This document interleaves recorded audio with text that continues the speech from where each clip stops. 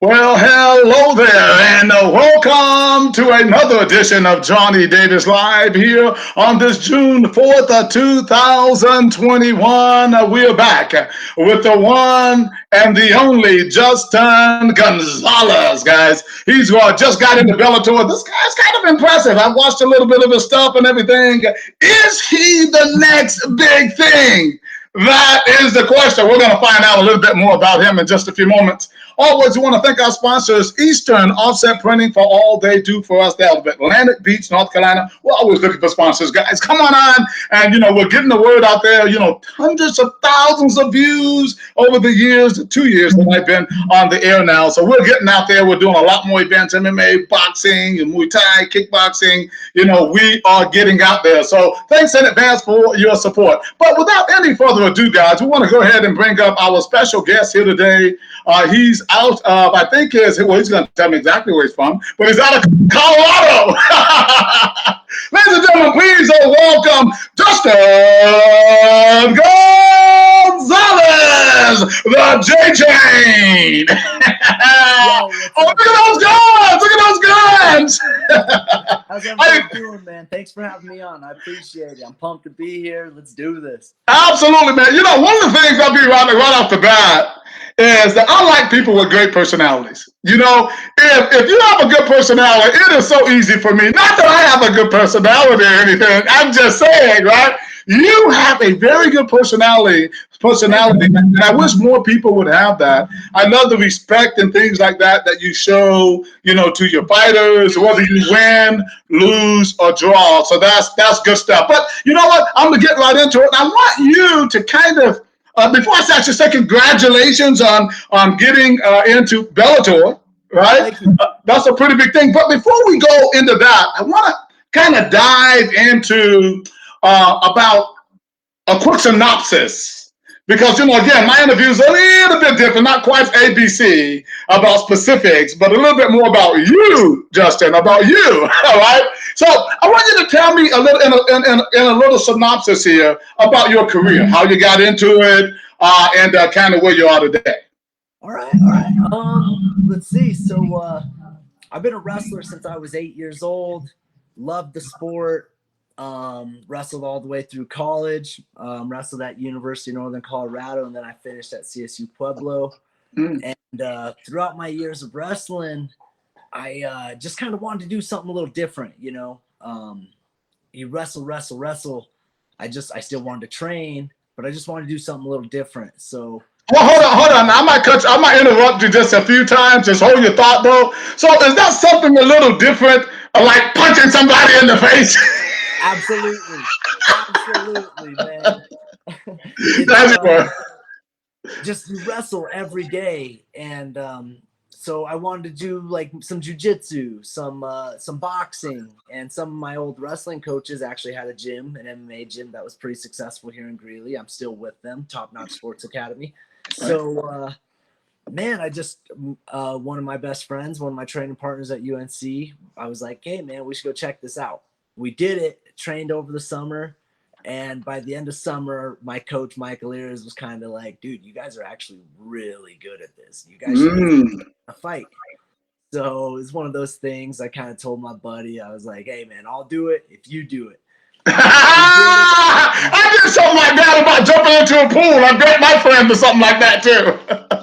So we did it, man. We dominated. It was awesome. Like, I tell people this story, and this is a true story, man. Like, I was 19 years old. People were buying me drinks. I was making money as a coach. Wow. I broke.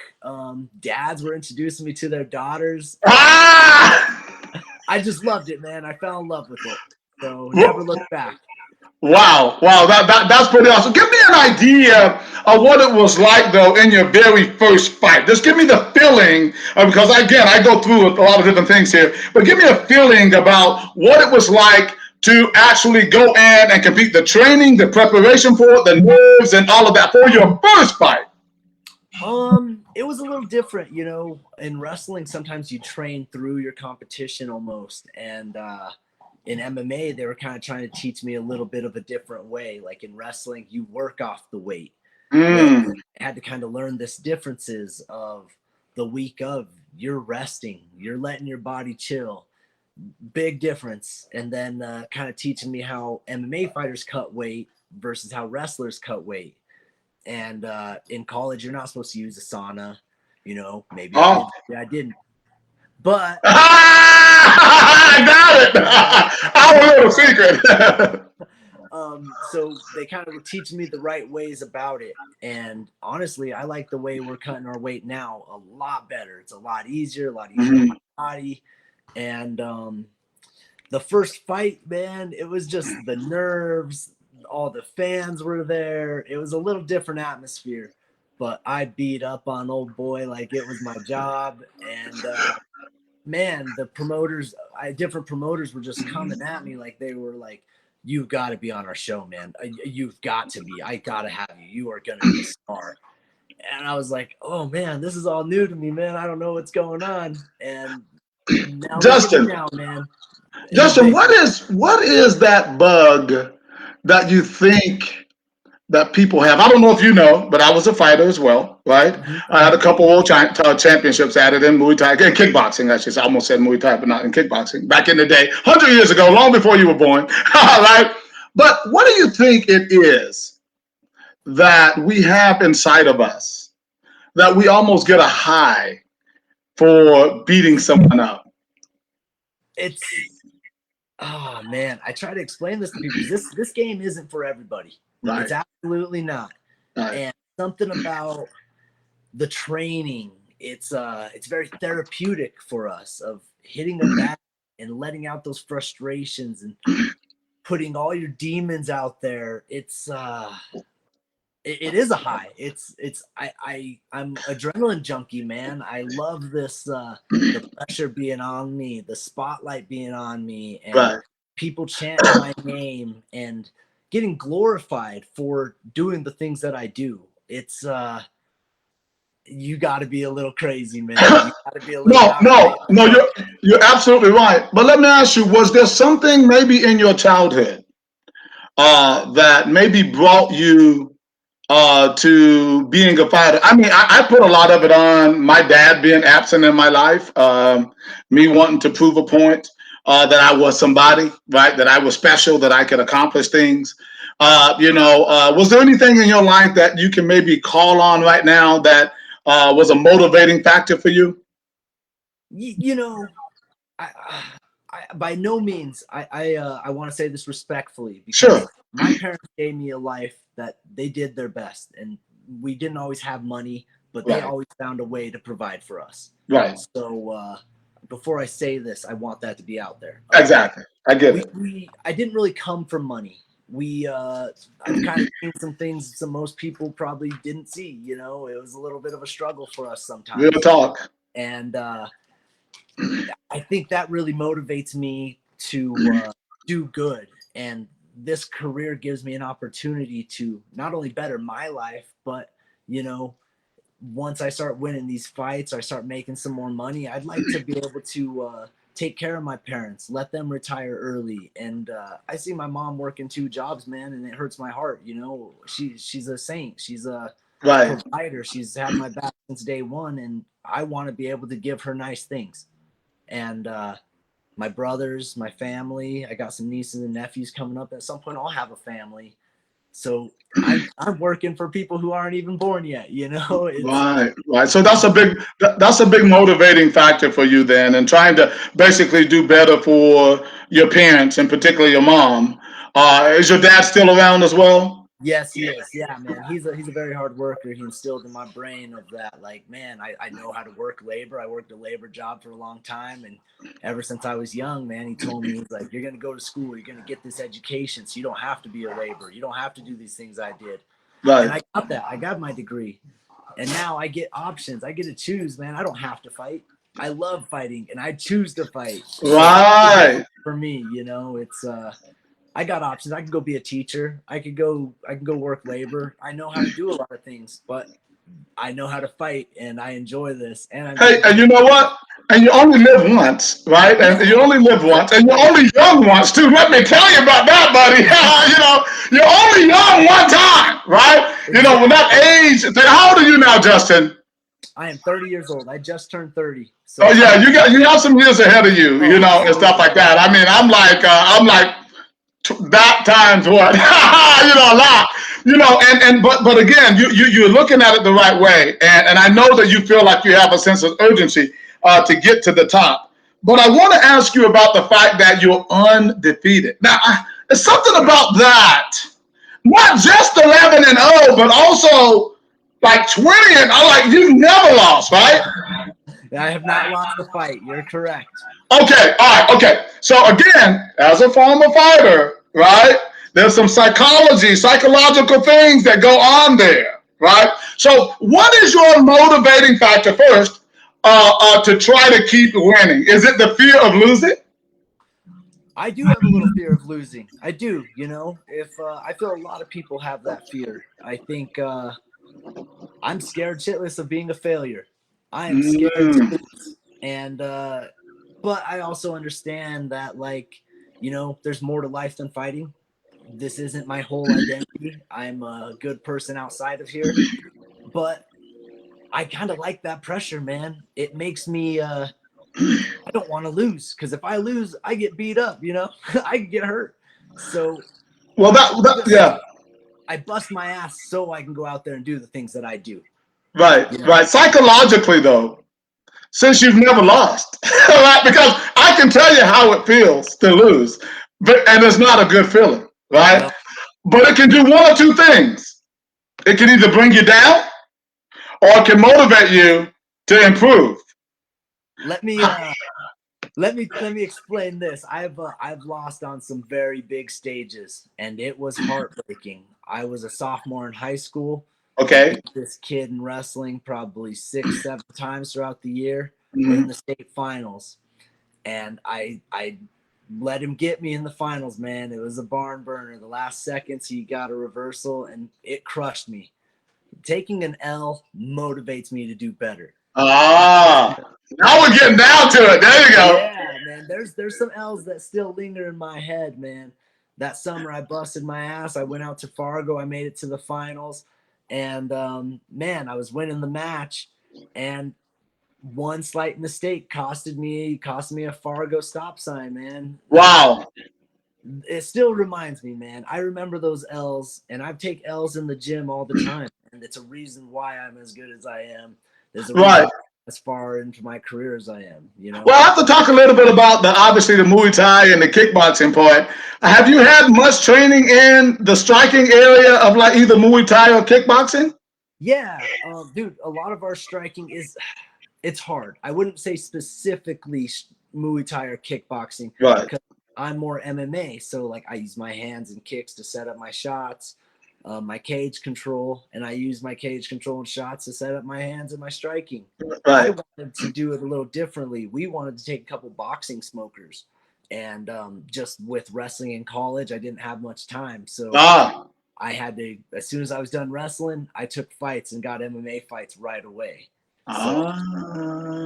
Okay. We train with a lot of boxers though, and I get a lot of Muay Thai guys, and whenever I'm sparring with them, I focus on that style to make me better. It really does make me better. So. Right, yeah, no doubt about it. I was just wondering, had you participated in any of like the Muay Thai kickboxing tournaments that we promote across the country? I have not. I've been to a couple, and I'm a big fan of them. It's fun because I get to see something a little bit different, but I have not competed in them yet. Right. We'll always love you to have them come out to ours. We do the East Coast Classics and Myrtle Beach, a nice place to visit, and the World Classic in Florida, the Georgia Classic in Georgia. Anytime you're in the area and you want to come out to those events, certainly just give me a ring, man. We'll love to have you as a special guest, no doubt about that. I want to first apologize to Dan Kitchen. Dan, who's the PR, one of the PR people for Bellator. He said for me to keep it to 10 minutes, but I can't do that. That's We're having a blast, brother. Yeah. I have too many questions. I like to dig a little bit deeper than that, so it's kind of hard. So, Dan, you can get me later, brother. All right. And listen, I want you to explain to people about, based on where you have come, all of the hard work and all of the fights. I want you to explain to young people out there who might be looking at that young fighter what discipline looks like. Oh, man. There's a reason I'm having success, guys. If I can do it, you can do it. Man, sometimes you're going to have to miss those parties. Sometimes you're going to have to eat a salad instead of having a hamburger. Sometimes you can go out with your friends, go enjoy your life. There's a time and place for everything. Because I'd be lying to you if I told you I didn't go out and party sometimes. Right. But there's a time to handle business. My time's coming now. Right. So, hey, it's going to be so much better after you get that W. Those beers going to taste so much better. That burger's going to taste so much better. That ice cream cone is going to be so much better after you get your hand raised. I promise you that. Oh, So awesome. There's a place for it all, man. And that's where discipline comes into your life. Right. That small sacrifice you make could be the difference between winning and losing a fight. So nice. Like getting up early in the morning and going for your run before you think everybody else is, while everybody else is sleeping. Right. You say, well, I'm getting advantage on this guy. I used to do that kind of crazy stuff. I would get up at 5 o'clock in the morning before I went to school, right, and go for my run because I said, I know my opponent is sleeping. You know, gives you a little psychological edge, but it also requires discipline, right, to get up that early and then go for a run, right? Absolutely. Like, I'll give you an example. I had 2 practices this morning. One was at 6:30 to 7:30, and then I had a private 7:30 to 8:30. And tomorrow I'm going to go do one last cardio run up at elevation, 8,000 feet up in Red Feather. Wow. I think my opponent's doing that. So that's what makes me different than him. Right. Gives you a little edge, doesn't it? With all of the things that's going on, as you move up, you see that as you already said, when you were early on, that there were other promoters trying to get you. They were trying to come at you. Okay. You have a trainer now. You have people that you work with. I want you to explain to young people out there, what does loyalty look like? And give me perhaps an example. I love that you asked this, man, because I am huge on loyalty. People ask me all the time. They're like, well, now that you're up in the big leagues, are you gonna find a better gym, a bigger gym? I'm like, no, fuck that, man. Right, real talk. These guys they were ride and die for me, man. If I asked them to bend over backwards for me and they thought it would help me succeed, they would do it, man. My coaches, I've been with Mike Alira's since I started fighting, and one of my first wrestling coaches. Right. My guy is Ryan Schultz over at Trials, man. He has a family. He wants to go do other things, but he's here with me because he wants to see me succeed. Right. These guys are more than just my coach. They're my mentors. They're my best friends. And I mean, shit, man, if you want to call them my counselors, I have issues going on in my life. That's who I go to. These guys care about me in and out of the cage. So that's loyalty, man. If you find someone who has your back like these guys do, you stay loyal to them. Right, man. I am without them. So right. That's real. That is absolutely real. Okay, so you're flying high. You're getting ready to go in the Bellator, one of the largest MMA fight organizations in the world. It must be difficult to be humble. It's hard. But how do you find, while you need to be as confident as ever to get in that ring and fight somebody, how do you find that area, that zone, to remain humble because of its importance to do that? But anyway, you explain that to me, please. It's tough, man. It's hard. This game's a lot mental too. So I'm just a humble person, man. Like I remember where I came from. Like I said, man, I remember I wasn't always this successful fighter. And I remember what it was like going through the struggles and coming up. So I'll never forget that, man. And, and plus I have bigger goals. I still got bigger things I want to reach and succeed to. So until I reach those, I can't be cocky. There's a time. I'm feeling myself right now. I have a little pep in my steps and swagger that, like, I am the man. In my eyes, I am the best in the world. But I got to still go out and prove it. So until I reach those goals, I got to remain a little humble, keep me down to earth. And when the time comes, then I can celebrate it. So behind that smile, there's actually a little bit of an edge, isn't it? Oh, yeah, absolutely. And you got to. How do you turn it on and off, Justin? Take some time, man. It takes some time. It took me some years to kind of finally lock this in, but I think I got it mastered now, man. Like I said, there's a time and place for everything. And when the time comes, my coaches let me off my chains, and it's time to go fuck this dude up, you know. But no, I get that. I get that. Okay, so I'm not going to keep you much longer, but I want you to tell me a little bit about your fight next week with Mr. Taiwan Claxton and everything. Just tell me a little bit about your thoughts about that fight. Before we go there, though, I don't know why I always do that, because I know I have something else in my mind. I saw something on your Facebook page where you were kind of comparing UFC to Bellator and the two principals who are in charge, and Dana White and Scott Coker, right? Scott Coker is someone that I know. I used to work with Scott. He's a good guy, really good. He deserves to be exactly where he is, right? But I heard a lot of people talking earlier about you getting into UFC. I heard them. Everybody was saying UFC. Yeah, nobody really talked about Bellator, but now you're with Bellator. What kind of made you make that final decision? So, you know, it just kind of the offer. Sorry, Dan. That's fine.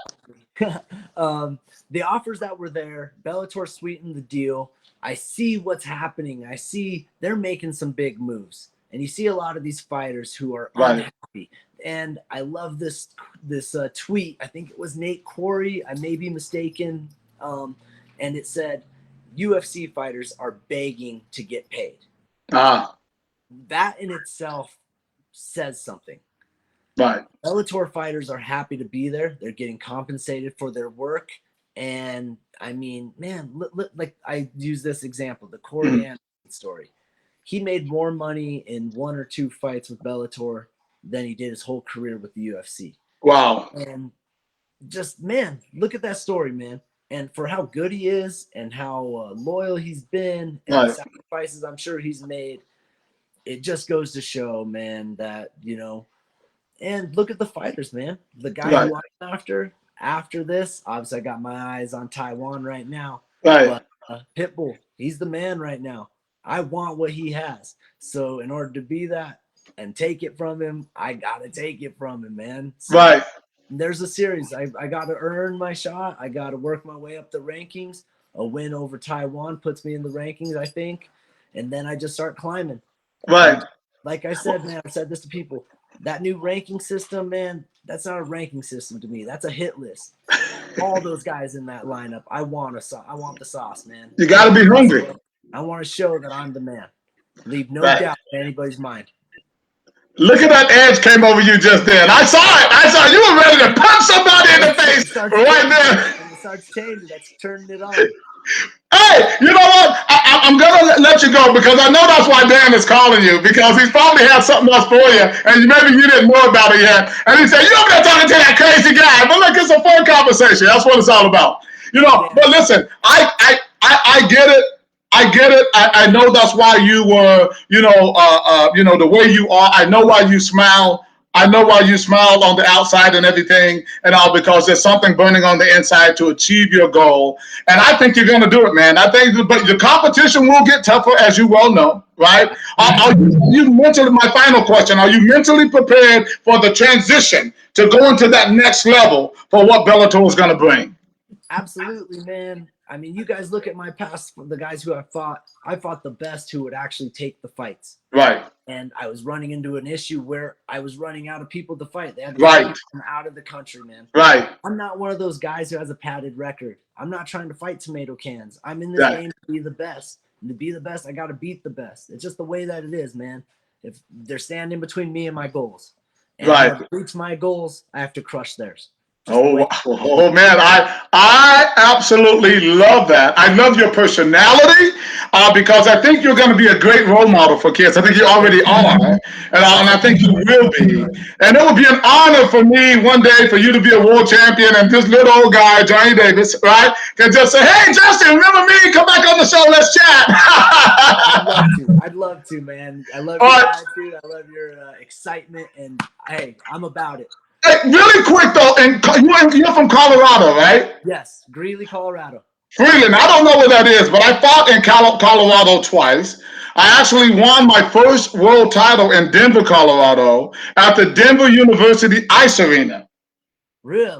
Yes, that's my first world title. It's on YouTube against Alvin Prouder. I won, right? I won. I said I won, right? All right. And then Yeah. I fought there again, and I actually won a United States title there in Denver, and then it was somewhere in Colorado. I don't know where. I don't know where it was, but it was on ESPN. It's also on YouTube. You can check that out too. So, hey, I love Colorado. You know, it's a fun place and everything. So, what are your plans for the rest of the week leading up to next week before your fight? And just we'll wind it down at that.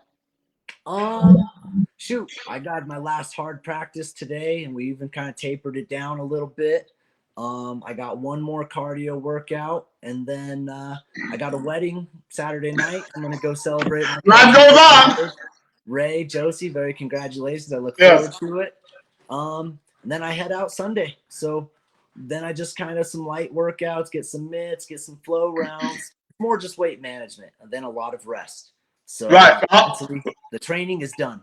That is rest, get mentally locked in, and get ready to handle this business. Oh man, that's gonna be nice. That's gonna be nice. I'm gonna try to check that out as well. I have a busy schedule. I'm getting ready to get on a plane now, going to Missouri. Got two big events there this weekend. You know, doing a seminar, and then I'm, got a big tournament on Sunday. So a lot going on. But anyway, I'm gonna honor Dan. I know you're right now. I promise I'm coming.